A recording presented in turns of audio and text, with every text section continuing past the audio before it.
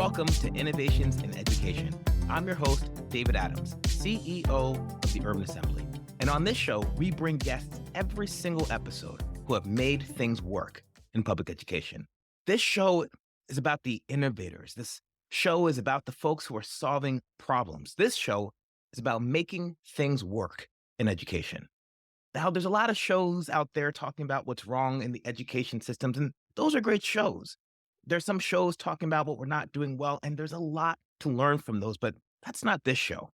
This show is going to be featuring educators who are making things work for young people and improving public education. I'm joined today by Dr. Annette Thompson. Dr. Thompson is the former principal of the Jim Rollins School of Innovation.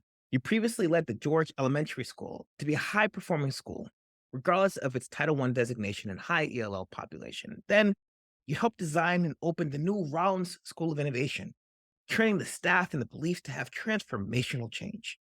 You provided support as teachers were able to try innovative strategies like trust badges, learning profiles, learning powers, flexible learning spaces, and a host of other strategies that promote student and teacher agency. You're currently working on an ebook called Agency by Design Playbook, a resource with vignettes and other supports for teachers and administrators in their field. Dr. Thompson, welcome to our show. Thank you. It's an honor to be here. Went through your bio, and we've talked about George Elementary to the Jim Rollins School of Innovation. Now, we know this show is called Innovation in Education. Tell me a little bit about your educational story and how you became a principal of a school that focused only on innovation.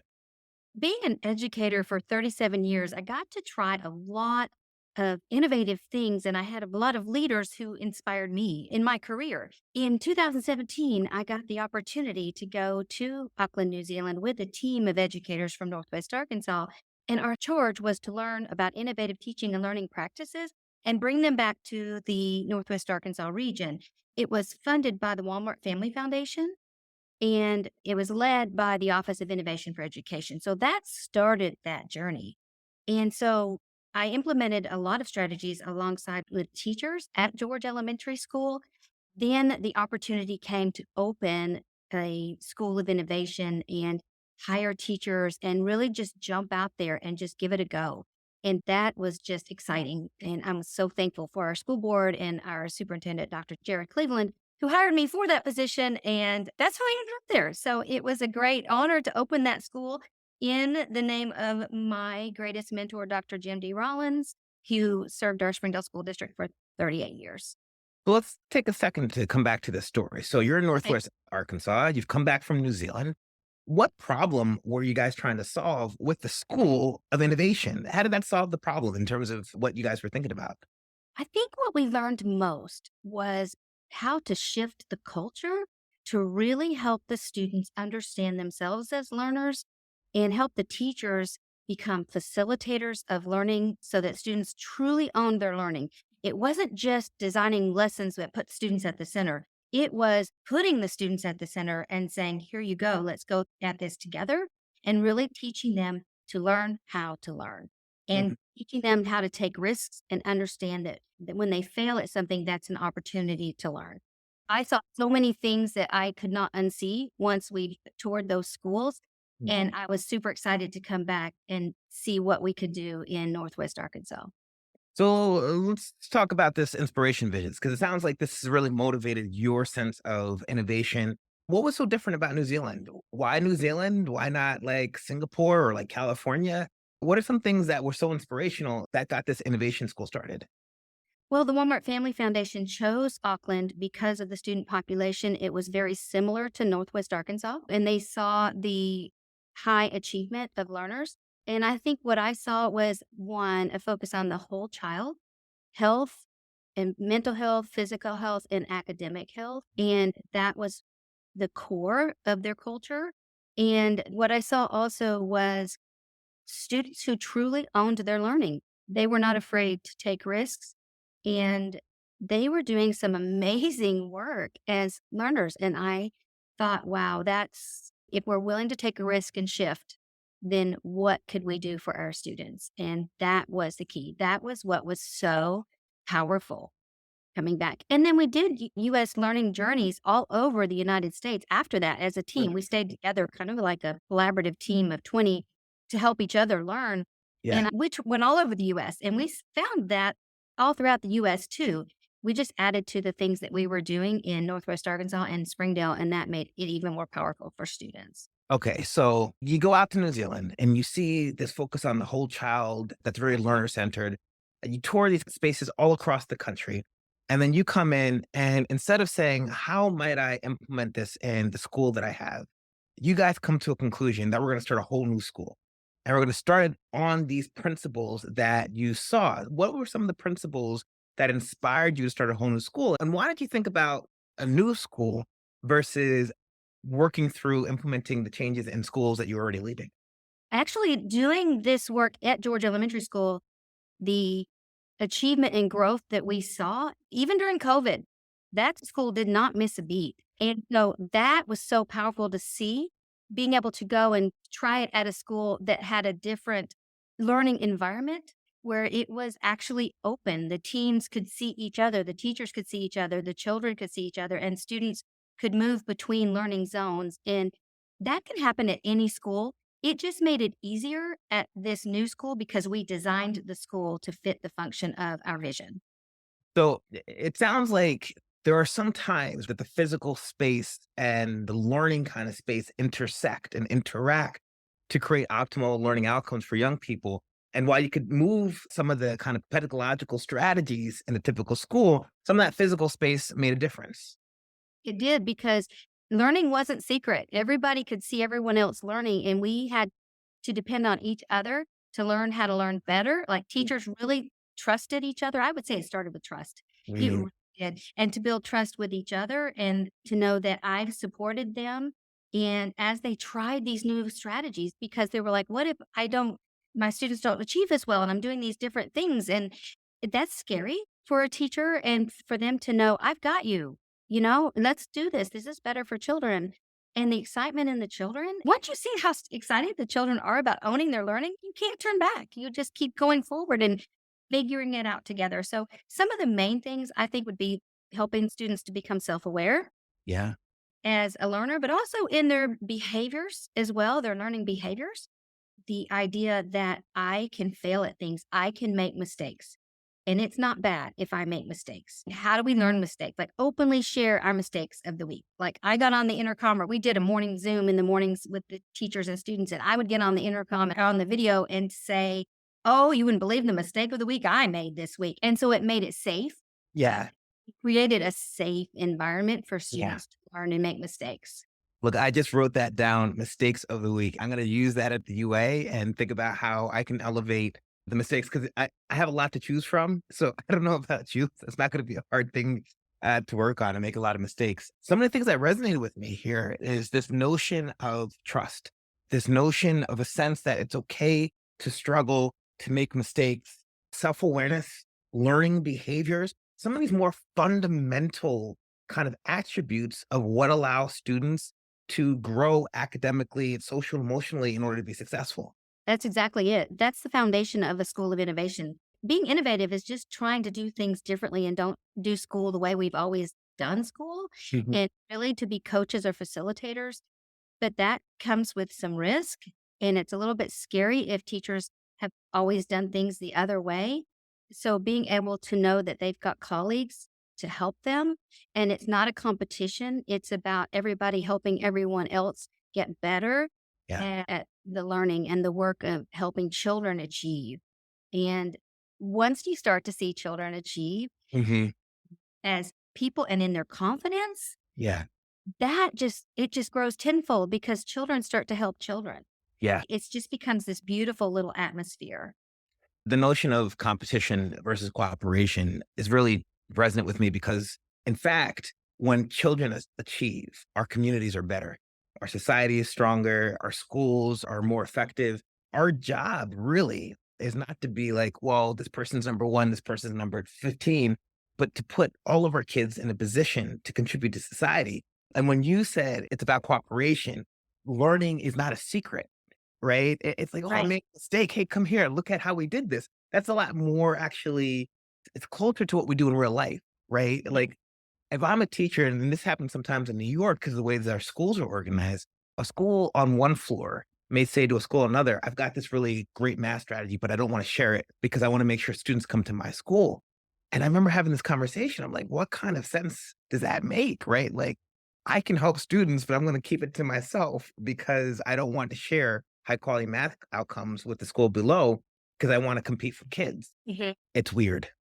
It is because when you cooperate, you achieve way more than you ever could before. And when children learn to cooperate and support each other, that's powerful too. And like at a school of innovation, it starts in different levels, but students learn to track their own learning Yeah. and understand if it's too hard, if it's too easy. If they have a challenge, they know who to go to get help. Yeah. And it's not always the teacher. It could be peer who understood it and struggled before them. Yeah. So children actually track their progress and show mastery. Once they show mastery of a standard, then they can move up to the next level. But they have to show not just mastery, they have to show a deep understanding of that standard so that they could teach it to someone else. Like Yeah. if they understand it to the level that they can teach it to someone else, then they're ready to move to that next level. And you see the students getting stronger at understanding themselves and moving through those standards and becoming such deep thinkers. Yeah. And you see teachers do it too.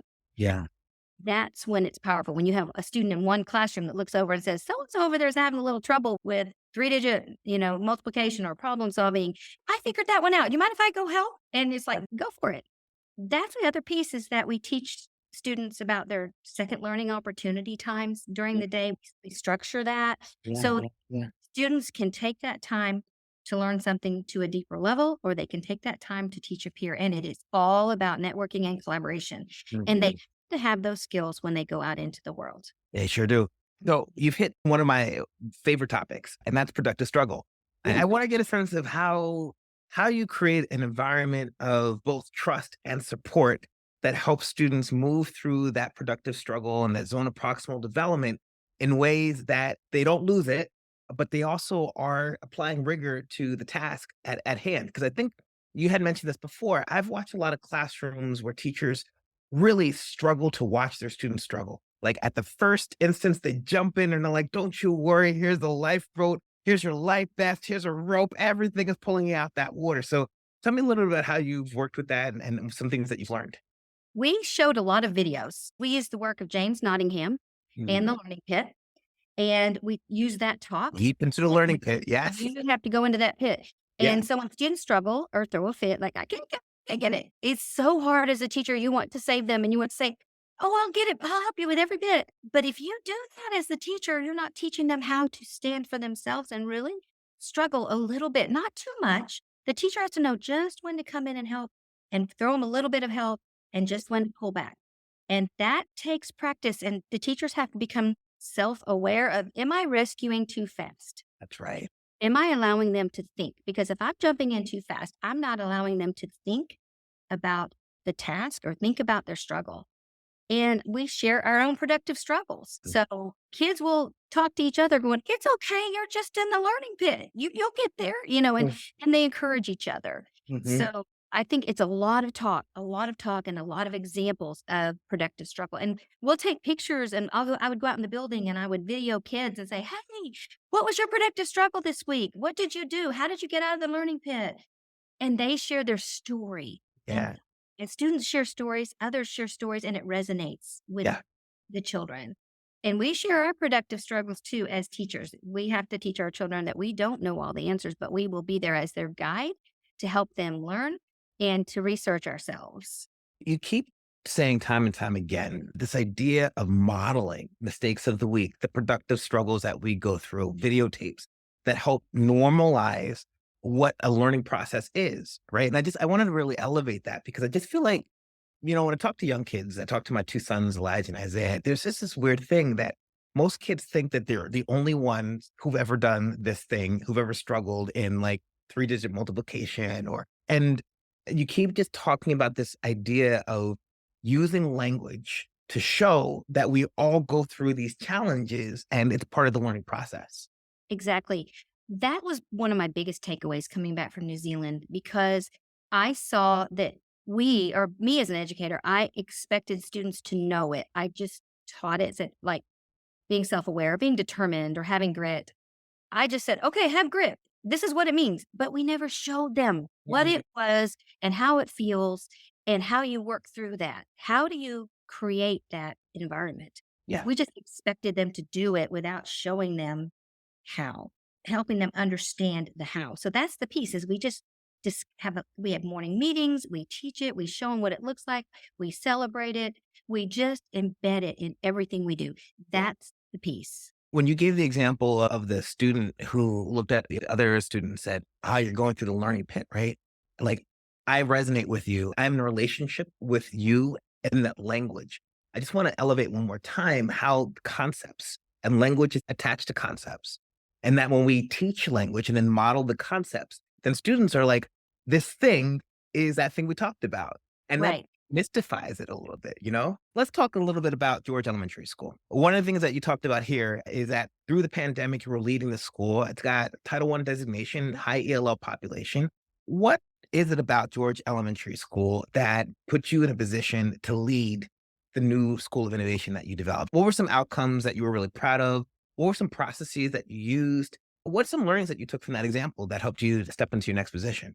Well, first of all, I have to just give a big shout out to the teachers and staff there, our superintendent and all who helped us implement the change. Even taking out doors and moving in sliding glass doors so we could see each other teach, they did all those things to make it possible. Mhm. I would say it was throughout the pandemic, it was the teachers that were willing to take a risk.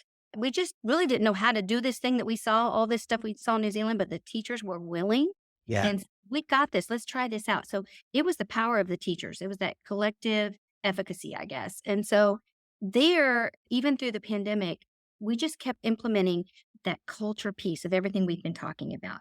So by the time I left George Elementary, I would have to go back and look at the names of the awards, but I think I counted there were 5 different state awards that George Elementary received that year coming out of COVID. It was a beating the odds school in literacy and math and overall in the state and in the region.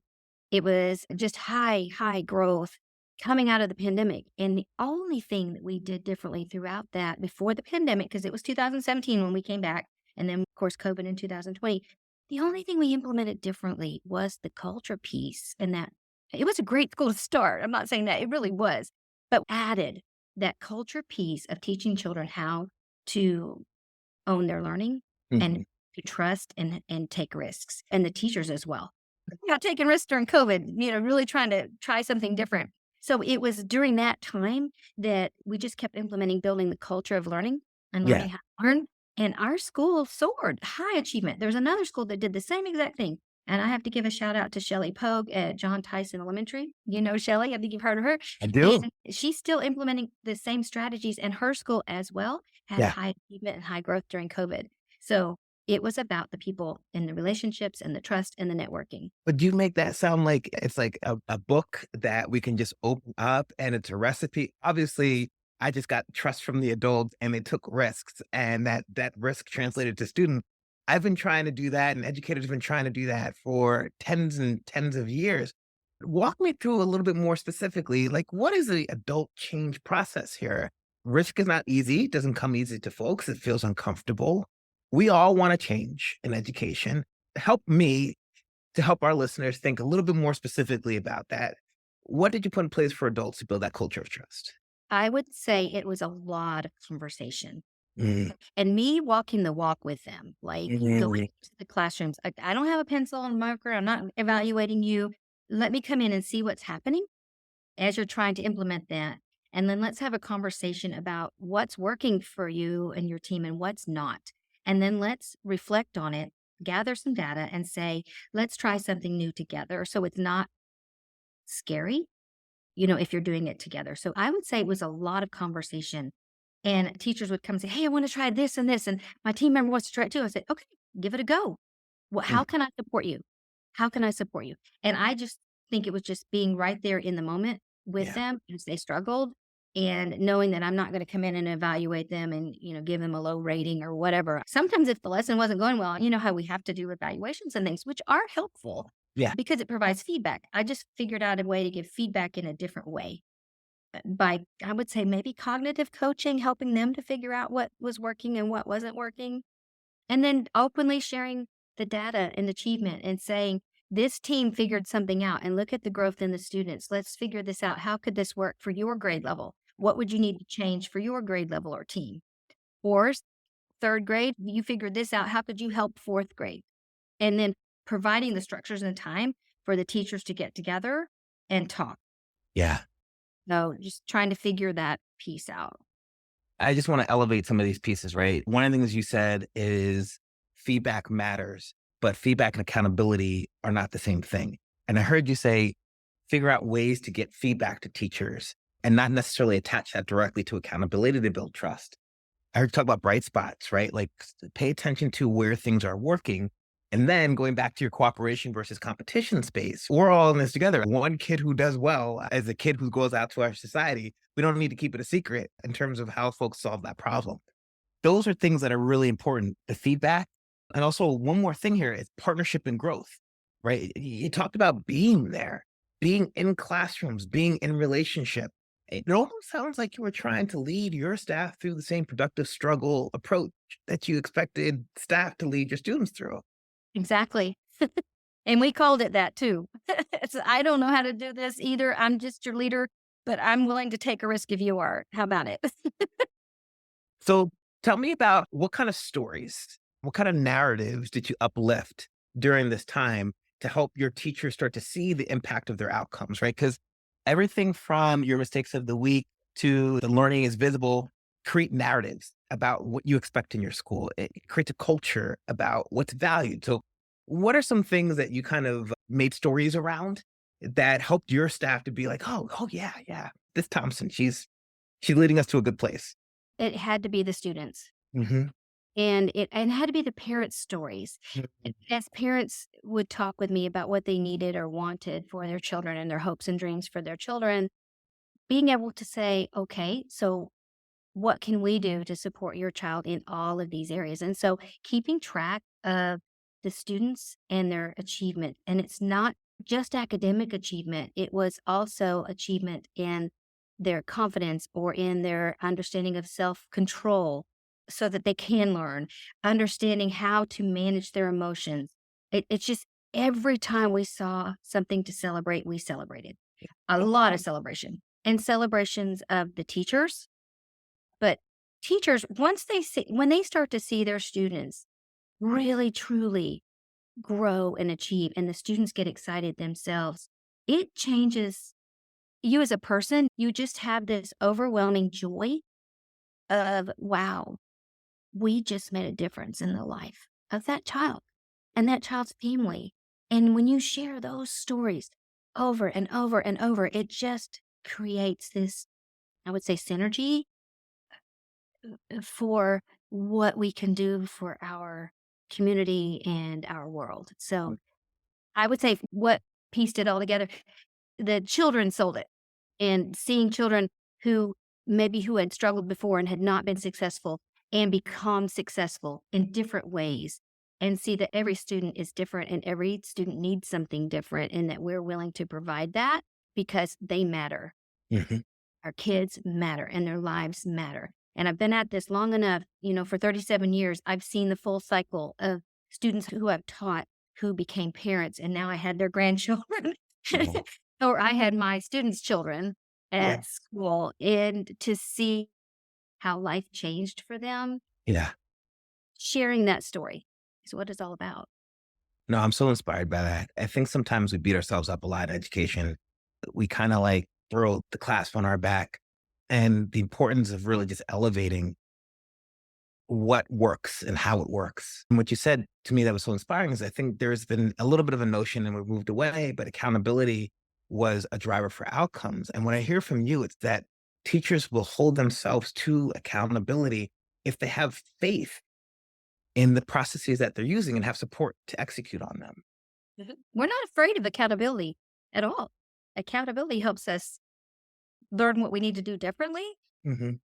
The real outcome is the success of children. Yeah. So let's get back into this idea of growth. Let's get back into this idea of transformational change. And it sounds like from the story that we've learned and from what I've learned about you, you've had tremendous growth as an educator. And as you talked about with mistakes, I'm really curious about some of the challenges that you've had in this process and what we can learn from the ways that you've navigated those challenges in larger educational space. So thinking about your career and the work that you've done in the spaces you've had, like what have been the challenges in implementing this change and how have you overcome them? I think the biggest challenge is fear. Yeah. Fear keeps someone from trying new things. And they worry that our school is going to be rated an F or a D in the papers and things like that. That's a fear. But those accountability measures like that have been around forever and they come and go. But what doesn't change is our success for our children. So I would say struggles we had would be like, how do we fix the schedule so that we can implement second learning opportunity time? Oh man, we just opened another kindergarten. Our schedule did work, but now it doesn't. We've got to figure that out. Yeah. How do we help everyone as we employ new staff members?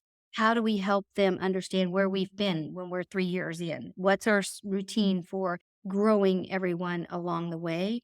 Mhm. How do we help it? How do we help when we have a week off for snow and we've just lost a lot of learning opportunities that we thought we had? All those little pieces and things. Schedule would be probably the hardest thing, but also how do we collaborate and network effectively? That was Mhm. a struggle. That was a struggle. And how do we share? How do we share? How do we openly share and not worry that somebody's going to think I'm not a good teacher Mhm. or somebody's going to think I'm not a good principal because I'm trying this stuff and my school isn't achieving like it did? That's a fear. Yeah.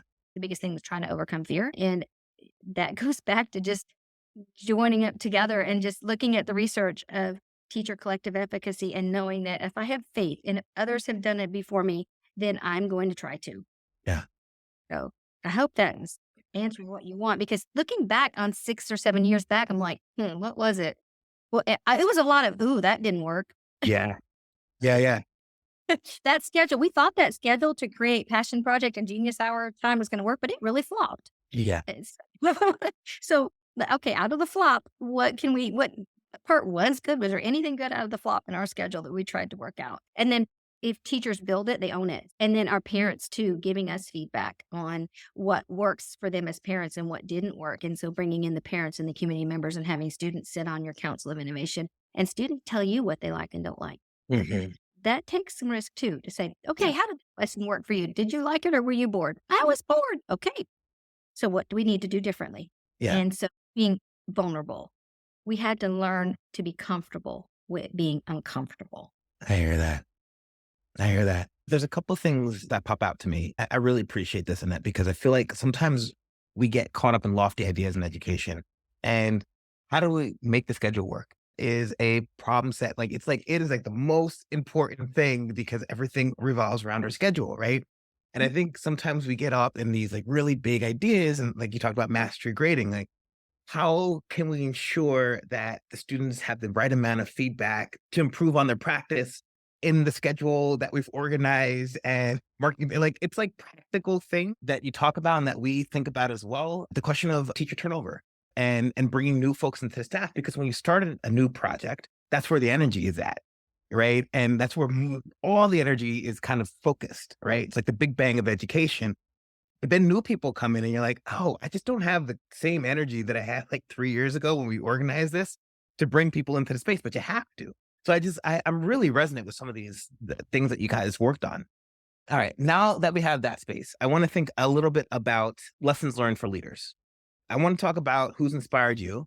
I wanna talk about how you've inspired others and successes and challenges you'd like to share. I recognize that the Jim Rollins School of Education is named after somebody very important to you. So would you tell me a little bit about who Jim Rollins was, why he inspired you, and some lessons of leadership? Dr. Jim Rollins hired me. I had done my internship in Springdale and then moved away to Amarillo, Texas for 3 years. And then when I came back, I got a job in Springdale and Dr. Rollins was our superintendent. And so I was like 3 years in when I started. And so I was in the Springdale School District for 34 years and he was our superintendent for 38 years. That's a long time, And so he always led with a passion for being different and trying to figure out what worked for children. And it was all about the students. He just really he did such amazing work that I wanted to do the things that he was doing. I didn't want to disappoint him. Oh, he hired me. I've got to figure this out. I just can't sit here and just teach every day and not learn. And during the time when he led, our school district did grow by about 1,000 students a year for a while. And so he led us through that change. And so he inspired me. He would just say, "Okay, kiddo, he always called me, he called everybody kiddo, but he'd say, "Okay, kiddo, when are you getting that doctorate?" I'm like, "Okay, soon. Yeah, I'll get on that." Just so he inspired me to go on Yeah. and to continue to learn and to look at challenges and try to help figure out how to make learning better for children. Yeah. It was an honor to open his school. So tell me about your leadership lessons. It's going to be a little awkward because I think it's easier to talk about who's inspired us than who we want to inspire and how we wish to kind of leave our legacy. So tell me a little bit about what you see your leadership journey to have been and who you want to inspire and the legacy you want to leave in terms of education. Wow, that's a deep question. It's harder to talk about yourself. It is hard Um, to talk about just I appreciate. Another leader that supported me was Linda Childers Knapp, and she was my principal at Smith Elementary when I was in Springdale, and she encouraged me to go be a principal. I was going to be a teacher forever. I love teaching. I love curriculum instruction. I love working with kids. She encouraged me to be a principal, and at first I did it, but I really didn't feel like I knew how to be a principal. I really didn't, in fact. Nobody knows how to do anything at least 3 years And into it. you're talking about, like, mistakes in leadership. I would say learning how to coach teachers and learning how to build that trust to support them Yeah. and still manage all the other tasks that a principal has. So, I would say the biggest thing would be I wanted to be like Linda in that she encouraged a lot of principals in our district. I think there were, like, 7 of us that went on to be principals. And I wanted to inspire others to go on and follow their dreams, whether it go on to be principals or go on to be curriculum and instruction leads, but do things to continue to support teaching and learning. And so, as a principal, trying to find the people that I talked to a lot of people and teachers, and I think, why don't you try that? Go, you want to be a reading specialist? Here's what it takes. Oh, you'd love to have ESL certification. Here's what you can do. And just really trying to find what the teachers were passionate about and what their interests were, and then leading them in those directions. And then also being there to catch them when they made mistakes. Yeah. Um, okay, so that you're facilitating a team of teachers and that didn't go well, and everybody may have gotten angry or upset. So, what worked with it? What didn't work with it? How can I help support that? So, I would say that was my biggest learning curve as a principal, as a new principal, helping teachers and building that trust to Yeah. know that I wasn't out to get them. I was just had high expectations for myself and Yeah. for the school. Well, before we get to the legacy question, I want to stick with this idea of coaching and developing because I think leaders, let me speak for myself, I always struggle to balance urgency with patience. Like, I really want to get this done and I really want to get it done now. And I also recognize that I need to bring people along and I need to be sensitive to their needs and really pay attention to their learning curve. And I don't always solve that well. Sometimes I'm just like, who cares? Let's go. And sometimes I'm like, all right, let me listen to all your problems and we don't make the progress. And so I'd love to see your sense of like that balance and what you've learned and what you can offer others. That's the number one thing that I struggled with too as a principal is like urgency. Like, we've got to get this done, and so these results, we got to get these results. So definitely looking at the data, teaching children and teachers how to analyze the data. And then it may hurt, but being honest with Mhm. what's working and what the data is showing, what it's not. So if the data is not showing that our children are growing or are achieving, then we've got to face that. And as hard as it is, it's a gut punch. It is a gut punch sometimes, but my gut hurts just like yours. But not being willing to take less than our best. So, yes, this isn't working. We've looked at the data. How can we get better? And we don't have much time. We're going to have to pump it up, jump it up, let's get moving. And so I would say the teachers would say that I was just a data queen. Like, I was all over that data all the time, ripping it apart, what's working, what's not, things like that. But being honest, and sometimes it was brutally honest. Yeah. Sometimes it wasn't pretty. The growth needed to be better. And so not hiding from it, like Yeah. saying, it is what it is, but we can make it better. Let's get at it. Yeah. The answer's in the room. And if it's not, we'll find it. Yeah. So, let's trust everybody to find the answer. But if we're not there yet, then who is? And who can we help? What colleagues can help us? There's language that you use there, what's working, what's not. And so I have strategic priorities at the UA, and the first strategic priority is make things work. And it's this notion of problem solving. It's not you're a bad person, you're a terrible teacher. It's what's working and what's not. And when I hear that framing, I think it helps us to think about the urgency of problem solving, balancing that against this notion of there is something that will work. And what you said is like, I assume either another teacher, another school has made this thing work. And let's just figure out how to get that because we want our students to be successful. Correct. Now, Annette, I understand that you have a new book coming out. We talked a little bit about it in the introduction, but I'm sure my audience would like to learn a little bit more. What can you tell me about your book? Well, I'm working with a group of colleagues with Derek Winmuth out of Future Makers New Zealand, George Edwards from the New England Association of Schools and Colleges, and Dr. Marcia Jones, who was our former assistant superintendent in Springdale. And they have written Agency by Design previously. And then this is the Agency by Design playbook. And that's how to build student agency. First of all, it gives you the background philosophy behind innovation and building agency. And then it gives you the characteristics that if the teachers do these things, these are the steps, different things that teachers can do, then the outcome will be, you will see it in the students. And here's how you will see it in the students. So an outcome for a student would be competencies for life, or it would be collaboration. And then you'll see these behaviors in students develop. So it will be free. It will come out in October, and the Aurora Institute will be publicizing, doing all the PR for us. But I love that it's free. People can go and they can download any piece of this playbook, and it's just like a design to help people shift to helping students truly own their learning. It will be on the Aurora Institute's website. They said in October, but I'll also put a link to it on my website, which is Inquire Innovation. And if you Google Agency by Design Playbook, they'll find it. Let's talk about your legacy and let's talk about what you have left to public education, what you feel proud of. What's your innovation that you're most proud of? I would say I'm very proud of coaching and mentoring teachers to go on and be principals themselves. I've had several also teachers being able to stand up and be leaders and continue to build that cycle of teachers coaching other teachers now. So I can look back and I can see that cycle. I'm very proud of that. I would say the innovation I'm the most proud of is taking a risk and opening a school with other people. Of course, the help of many people, but being able to open the Dr. Jim D. Rollins Elementary School of Innovation, that would be what I'm most proud of. But within that, looking at the children that I've been a part of their lives for many years and looking at them now where they are as adults, you just can't. I don't know how to describe that in words. When you know that you have had a part in helping somebody else have a life-changing experience and be able to be who they are today because of you were part of their life at some point to support them along the way when the times were tough. That I would say would be my legacy is the families and children that I was a part of for so many years. That I'll never forget. I'll remember that forever.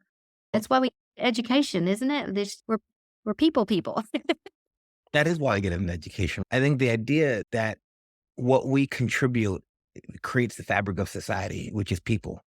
What we contribute are young people who become fathers and mothers and dentists and doctors and teachers. And each of them had a person who said, here's where you're struggling and here's where you're great, and was able to hopefully will help enhance their strengths and overcome their challenges. I agree. I think that's an amazing legacy that you've left. And you get to kind of hang out with it like I every day, do. you know? I do. Yes. And I'm continuing that work just in innovation and Mhm. coaching and mentoring in the consulting world, but just being part of it because it's fun. Yeah. And I don't want to give that up yet. I want to still be a part of it. Well, Annette, we talked about mistakes of the week. We talked about your journey in terms of how you became to be the principal of the Jim Rollins School. We talked about your work around making sure that students are at the center of learning, the relationship between physical space and learning outcomes, the relationship between self-awareness, self-control, and students being able to own their outcomes in terms of learning. You talked about second learning opportunities, how we embrace new stuff in schools. You talked about the importance of trust, modeling from up and down the chain. And then lastly, you talked about your legacy and the power of motivating and elevating teachers to be the best versions of themselves. We're very, very, very glad to have had you on our show today. Very pleased to have learned a little bit about how you've come to help young people find themselves as learners. And I look forward to making sure that this podcast gets shared broad and wide so other educators can be inspired by your story as well. Thank you. And before we go, I do want to make sure that you know that I read a lot. And so the idea of mistake of the week, I picked that up somewhere. It's not my own verbiage. May have been through like Guy Claxton's work, but I read a lot and I study and I'm always going to continue to be a learner. And I just appreciate your time today to be a part of your show. Well, thank you, Annette. Thank you. Have a great day. Thanks for listening to our latest episode of Innovations in Education, where we bring education leaders who have made things work in the education sector.